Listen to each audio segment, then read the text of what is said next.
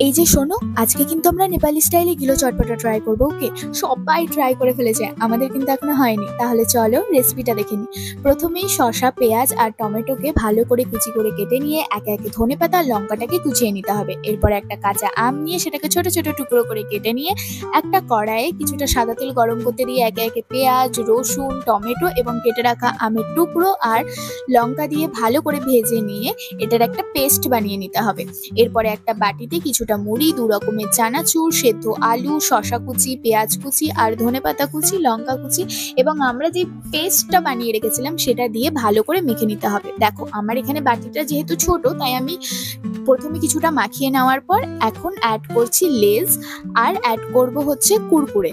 তোমরা এখানে চাইলে আরো অন্য কিছু অ্যাড করতে চাইলে করতে পারো। এরপরে আমি অ্যাড করছি ছোলা সেদ্ধ, আর তৈরি আমাদের নেপালি স্টাইলে গিলো চটপটা। ট্রাই করে কিন্তু অবশ্যই বলবে কেমন হয়েছে।